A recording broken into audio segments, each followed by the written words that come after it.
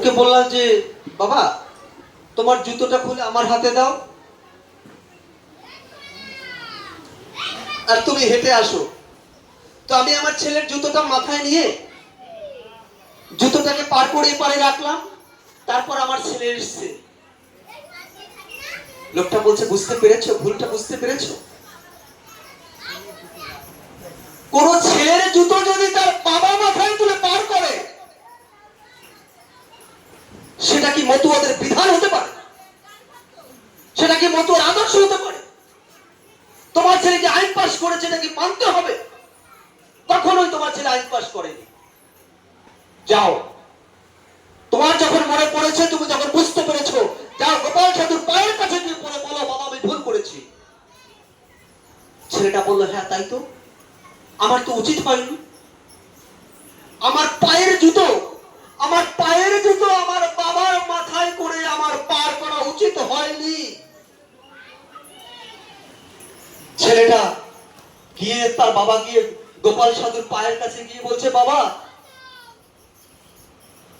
আমি বড় ভুল করেছি, আমাকে ক্ষমা করো, আমাকে ক্ষমা করো বাবা, এই ভুল আর আমি কোনোদিন করবো না।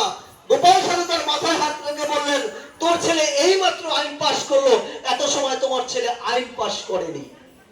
মতুয়া বিধান। আমি বাড়ির থেকে 2-3 দিন আগেই বেরিয়েছি, এক এক জায়গায় এক এক টাকা প্রোগ্রাম করে করে করে করে আজকে এখানে এসেছি। কালকে সকালে এক জায়গায় ছিল, তারপরে তারকনগরে একটা প্রোগ্রাম করেছি, সেখান থেকে আপনাদের মধ্যম গ্রামে কাল রাতে একটা প্রোগ্রাম করলাম, আজকে এখানে করব, রাত্রে রানাঘাটে, তারপরে বাড়ি যাব। এখন আমাদের সেখানে কালকে এক ভদ্রলোক বলছিলেন যে মতুয়াদের যদি কোনো বৃদ্ধাশ্রম থাকে, যদি কোনো মতুয়া সন্তান তার বাবা মাকে খেতে না দেয়, তাদের খাবারের ব্যবস্থাটা আমরা করে দেব। আমি সঙ্গে সঙ্গে তাকে দাঁড় করিয়ে বলেছি যদি মতুয়ার ঘরের সন্তান তার বাবা মাকে খেতে না দেয় সেটা কি মতুয়া হলো? মতুয়া হলো? বলো বাবা মতুয়া হলো? ও তো মতুয়ার কুলাঙ্গার। ও মতুয়া হতে পারে না যে সন্তানের দ্বারা তার বাবা মার উপকার না হবে, যে বৌমার দ্বারা তার শ্বশুর শাশুড়ির উপকার না হবে, সে কোনো মতুয়া বিধানের লোক হতে পারে না।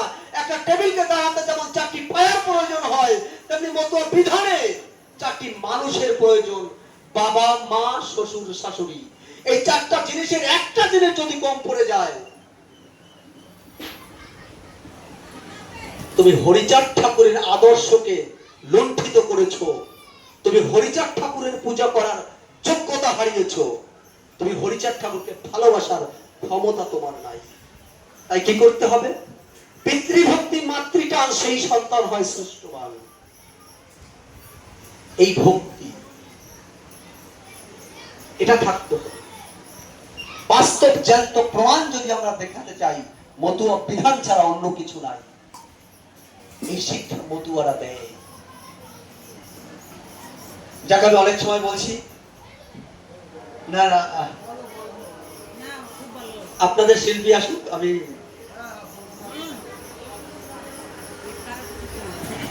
আপনাদের ভালো লাগছে?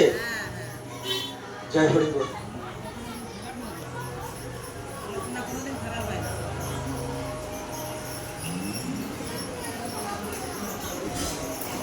আলোচনাতে কি হয়, চোনা আর আলো, আমার থেকে চোনা কতটুকু দূর হবে আমি জানি না, সেই আলো দেবার ক্ষমতাটাও আমার নেই। তবে বাস্তব সত্য কথা বলার কিছু ক্ষমতা রাখি, যে সত্য কথাগুলো না বললে, আমাদের আঘাত না পেলে, আজকে যদি এইখানে আমার মাইকের শব্দ যতদূর পর্যন্ত যায়, সেই সন্তান যদি শুনতে পায় যে আমি আমার মাকে ভালোবাসি না, আর আজকে আমাকে মাইক ধরে কুলাঙ্গার বলে গেল,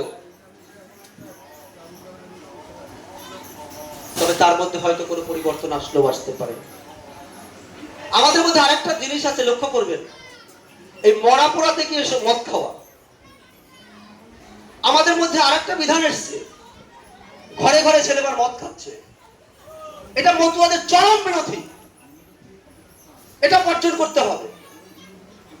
এবং আপনারা যারা বৃদ্ধ আছেন, আপনারা একটা কথা সন্তানকে বলে যাবেন যে আমরা মারা গেলে কখনোই আমাদের যখন পোড়াতে যাবি, মাটি দিতে যাবি, তখন কাউকে মদ দিবি না। যদি কেউ না যায়, তোরা যে কদিন আমার ছেলে পান আছিস সেই কদিন যাস।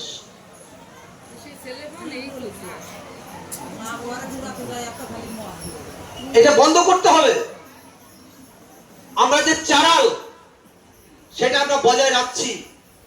আপনারা জানেন তো, এই মদের আগে নাম ছিল সুরা। এই সুরা পান করতো বলেই আমাদেরকে চারাল বলা হতো। 1906 সালে সিএস মিডের প্রচেষ্টায় এই চারাল নামটা মুক্ত করা হয়। এর পিছনে একটা বিরাট ইতিহাস আছে। আপনার শিল্পী না আসার পর্যন্ত আমাকে বলবেন। একটা সুন্দর বিষয়ে আলোচনা করছি, আশা রাখি আলোচনাটা ভালো করে মাথায় নেবেন। গুরুচাঁদ ঠাকুর বুকে হাত দিয়ে বসে আছে। সিএস মিড ভিতরে প্রবেশ করলেন। সিএস মিড যখন খ্রিস্টান ধর্ম প্রচার করতে আসলেন, প্রথম আসলেন এই বঙ্গে। তখন দুই বাংলা ভাগ হয়, 1905 সালে বঙ্গভঙ্গ হয়। যখন এখানে আসলেন, এই পাড়ার মানুষ বললেন যে আমরা খ্রিস্টান ধর্ম নেব, তার আগে নিষ্পেষিত, নির্যাতিত, নিপীড়িত মানুষের শিক্ষার ব্যবস্থা করে দিতে হবে।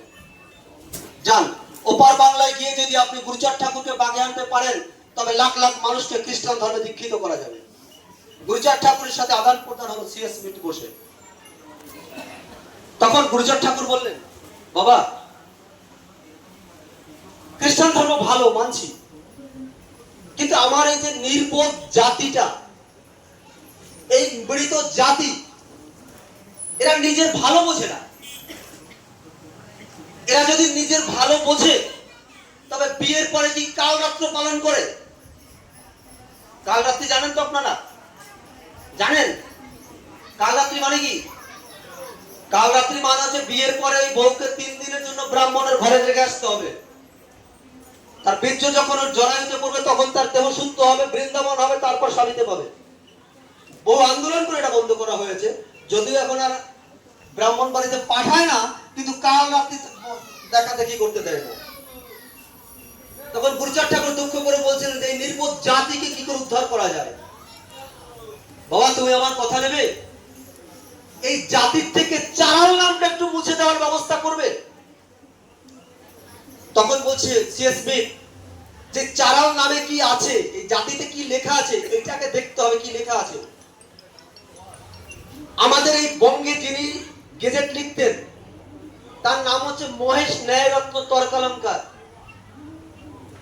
আর যিনি হেড ছিলেন ভারতবর্ষের মধ্যে, তার নাম ছিল নেলসন গেটস সাহেব। এখন ওই তথ্য তুলতে হলে, জাতির তথ্য তুলতে হলে, আসলে যে বিষয়টা নিয়ে আলোচনা করছি, এই বিষয়টা কিন্তু এত বড় একটা সেন্সিটিভ। খুব জ্ঞানী মানুষ ছাড়া এই বিষয়টা বোঝাটা খুব কঠিন।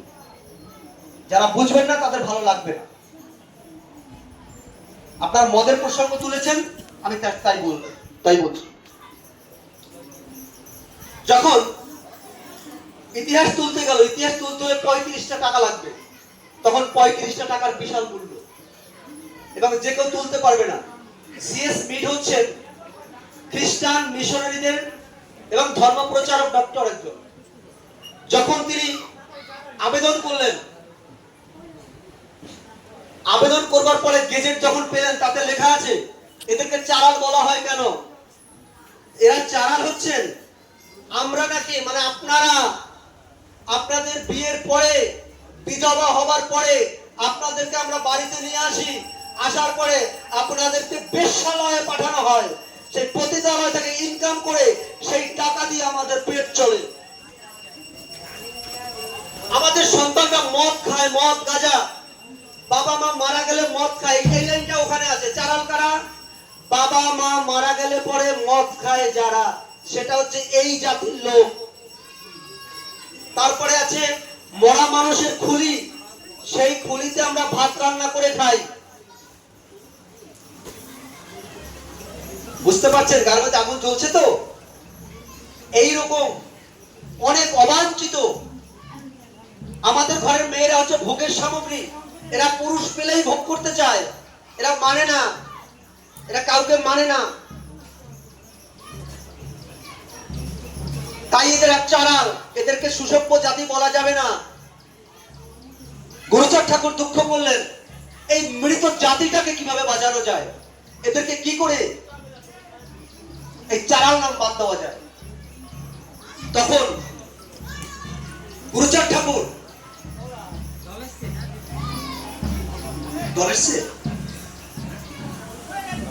তখন আমি সংক্ষেপে ছাড়ছি, তখন কি করলেন, আবার নতুন করে গেজেট এরা জমা দিল যে না এই জাতি সভ্য জাতি, এরা মেয়েদেরকে ভোগ করে না, ওইভাবে ভোগ করে না, এরা নিজ নারী নিয়ে থাকে, এরা পরপতি পর নারীর উপরে স্পর্শ করে না, এদের ঘরে ভগবান হরিচাঁদ ঠাকুর জন্মগ্রহণ করেছেন, এরা নোংরা নয়, এইরকম অনেক তথ্য লিখে দিলেন। আবার মহেশ ন্যায় রত্ন পাঠালেন, না না এই জাতিকে কখনো শিক্ষার অধিকার দেওয়া যাবে না, নবসূত্র লেখা যাবে না, এরা চরম নোংরা জাতি। তখন আমাদের হয়ে যারা সর্বপ্রথম কলম ধরেছিলেন খ্রিস্টান পাদ্রীরা, তারা বলেছিলেন না এই জাতি সভ্য জাতি। এই জাতি তত্ত্ব নিয়ে বারবার চিঠি চাপাটি হতো। অবশেষে 1905 সালে ব্রিটিশ সরকার ঘোষণা করলেন যে না এই জাতি সভ্য জাতি, এই জাতির নাম চালাল হবে না, এরা নমশূদ্র, আর এই জাতিকে যারা চালাল বলে আখ্যা দেবে তাদেরকে 500 টাকা জরিমানা এবং 1 বছরের সশ্রম কারাদণ্ড দেবে ব্রিটিশ সরকার। তারপর এটা বন্ধ হলো। 1911 সালের সেন্সাস রিপোর্টে এই নমশূদ্র নাম ঘোষিত হয়। কিন্তু সেই জাতির মানুষ হয়ে যদি আমরা আজও মদ খাই, মদকে মাতলামো করি, মদকে মানুষ পড়াতে যাই, তবে কি আমাদেরকে আবার সেই চালাল নামটা লিখতে হবে? আপনারা যারা পাগল গোসাই দলপতি আছেন তারা একটু রুখে দাঁড়ান, আসলে প্রচার করুন। আর এর জন্য মায়েদের একটা ভূমিকা নিতে হবে। মায়েরাও আপনারা অনেক আছেন, আপনারা একটু রাত্রের নাইট পার্টিটা বন্ধ করুন, এগুলো ঠিক না। একটা সুসভ্য সন্তান জন্মগ্রহণ করতে হলে, একটা ভালো গাছ হতে হলে একটা ভালো মাটির প্রয়োজন। আমি যদি ভালো না হই আমার সন্তান ভালো হতে পারে? হবে? তো সেখানে একটা ভালো সন্তান পেতে হলে যেমন একটা ভালো মায়ের প্রয়োজন হয়, তেমনি আপনি কি কখনো আপনার শ্বশুর শাশুড়িকে সকালবেলা উঠে প্রণাম করেন? যদি আপনি আপনার শ্বশুর শাশুড়িকে প্রণাম না করেন তবে আপনার সন্তান আপনাকে প্রণাম করবে কি করে? আগে আপনি প্রণাম করুন, আপনি দেখান, তারপর আপনি দেখবেন। কদিন আগে একটা ভিডিও দেখেছিলাম, বাচ্চাকে খাওয়াচ্ছে, বাচ্চা খাবে না, বাচ্চার বাবাকে একটা চড় মেরেছে। বাচ্চার বাবাকে যে চড় মেরেছে ওই বাচ্চাটা ভাবছে আমি ভাত না খেলে আমাকেও মারবে, বাচ্চাটা খাওয়া শুরু করবে। তারপরে শিক্ষা আগে তাকে দিতে হবে। আগে আমার শিক্ষা প্রয়োজন, তারপর আমার সন্তানের শিক্ষা প্রয়োজন।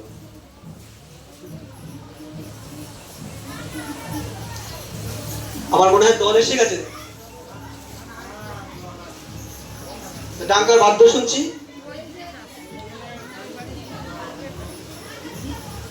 তারপরে আমাদের যদি শিক্ষা না আসে আমরা কখনো জাতিকে উদ্ধার করতে পারবো না, মুক্তি দিতে পারবো না।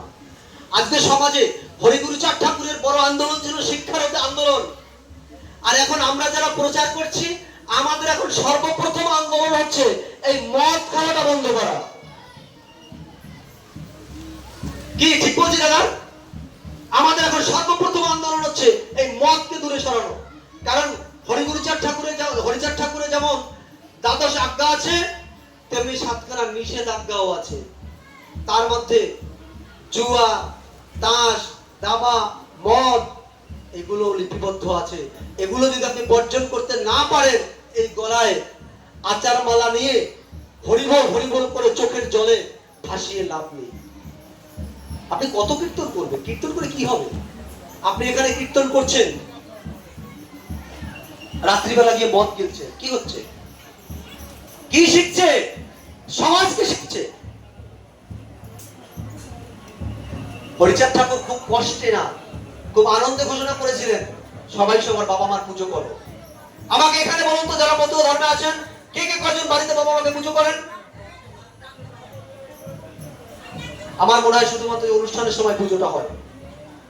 আমাকে বলুন তো, এখানে কয়জন তার বাবা মাকে সকালবেলা প্রণাম করে বেরোন বাড়ি থেকে?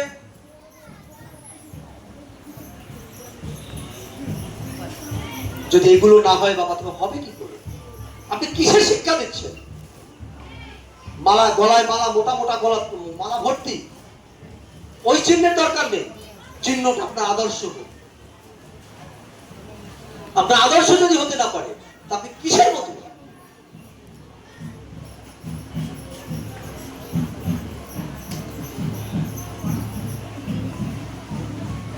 বাস্তবে যদি আমাদের জ্ঞান অর্জন করতে হয়, তবে অবশ্যই আমাদের এগুলোকে বর্জন করতে হবে।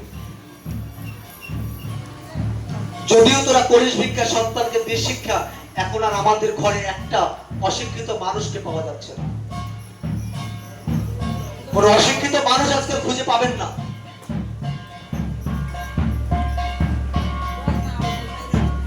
ব্রাহ্মণ্যবাদীর চিন্তা ভাবনাকে যদি আপনার মনের থেকে সরাতে না পারেন, আপনি কি শিখছেন?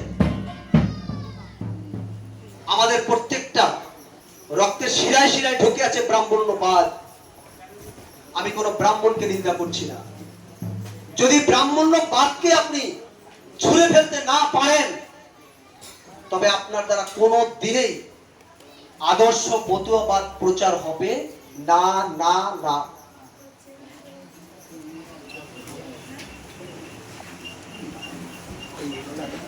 আমাদের গোড়ায় গলতটা রয়ে গেছে।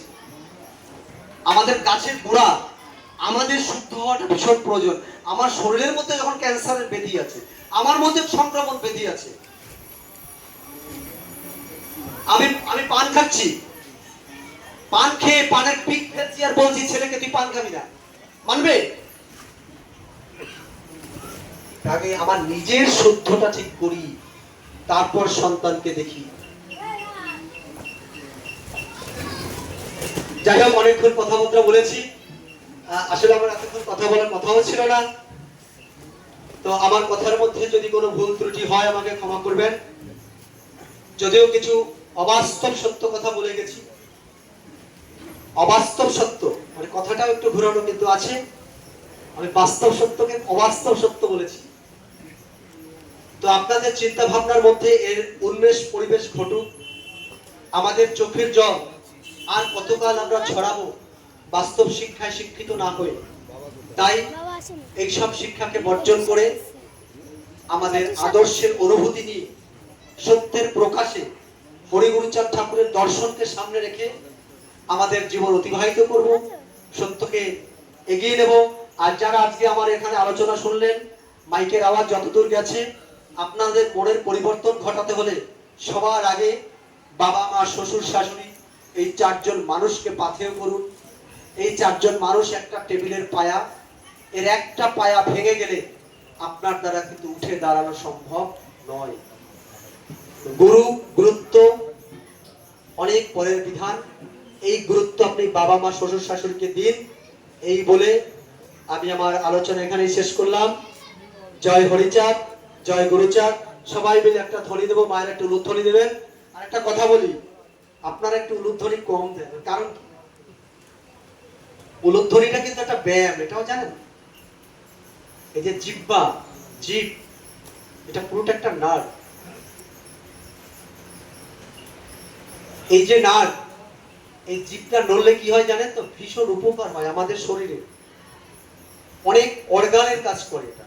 তাই উলুধ্বনি আমাদের একটা বিরাট ব্যাপার। আর আমরা যখন হরিবোল হরিবোল করি না, আমাদের যখন মাতাল দিয়ে এই যে গাছ থেকে ঘামটা বের হয়, এই যে রেচন প্রক্রিয়ার মধ্যে, এটাও একটা বিরাট উপকার। এটা মাথায় রাখতে হবে। আর আমাদের চোখের দৃষ্টি যেন ঠিক থাকে। শান্তি হরি প্রমানন্দে, হরি হরি।